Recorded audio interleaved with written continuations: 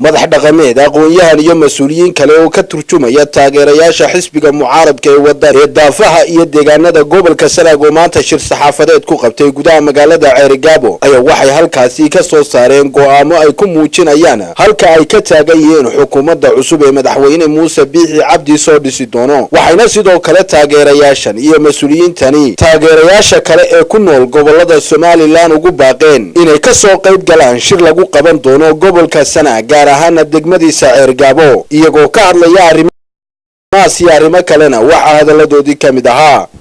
waa Sanaag waa Ceerigaabo waa ammaan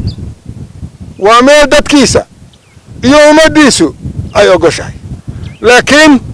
ay diidan tahay xumaantii iyo boobkii iyo dhacii ka dhacay dalka kulmiye markuu dalka wax kaga tegin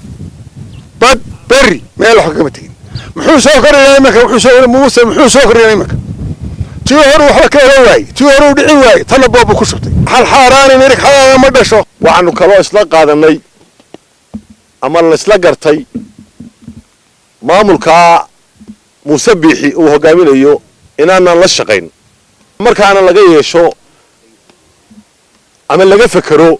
in si degdeg ah shir loogu qabto gobolka Sanaag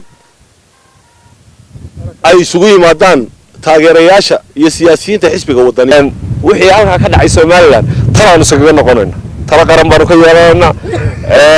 oo wadariyaysan kasta halkan waxaan ugu baaqanaa taageerayaashii awoodooda lahayn kari waayay inay halkan noogu yimaadaan gogashana halkaan u dhigaynaa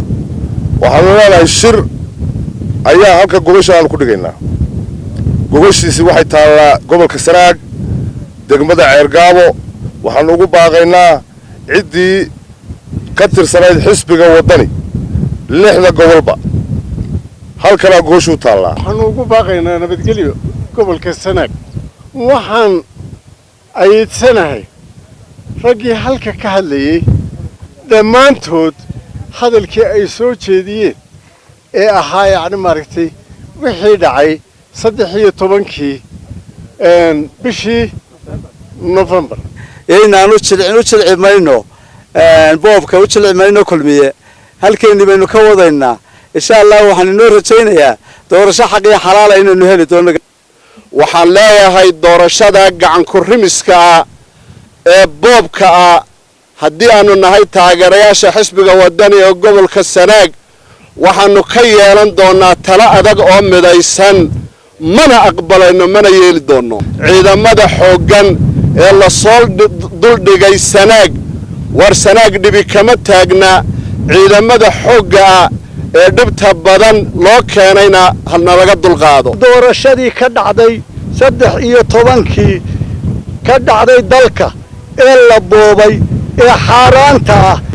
ee sida loo boobay loo yahay inaan la shaqayn doonin iyaga commission-kooduba waxay noqdeen waxaan la garanayn oo boobkaas la tahniyeenaya la leeyahay waanu habalyeynayna ma aha habalyo waa in la tacsiyadeeya mowqifka aanu ka qabnaa haddaanu nahay Sanaag wadani waxa weeye doorashadaas inay ahayd doorasho la boobay oo xaqii dastuuriga ahaa ee ay dadku ay lahaayeen ay ku doonayeen isbedelka in la majara habaabiyey oo la musuqmaasuqay ciidamada waxaan ka leeyahay war nuux taaniyow ciidamada adigu ma lihid inaan walba annagaa keennay qorigiisa annagaa leh haddii laga dayn waayo riwaayadda haddii laga dayn waayo dee inuu waliba oday waliba inankiisa iyo qorigiisa buu kaxaysan haddaanu nahay bahweynta xusbiga wadani arrintii halkaa ka dhacday waxbaanu ka tirsannay gogol iyo shir baanu ka yeelanaynaa wixii soo gaari kara gogoshu Ceerigaabay taallaa go'aan rasmi ah baanu ka qaadan doonaa waxaan marka hore halkan ka cambaaraynaya cadaalad darradii xumayd ee ka dhacday caasimadda Hargeysa ee ku kaceen komishinkii qaranka waayo xilkii loo igmaday ee ummadda u dhiibatay iyo ammaanadii ay u dhiibteen way barbar mareen cadaaladii god baa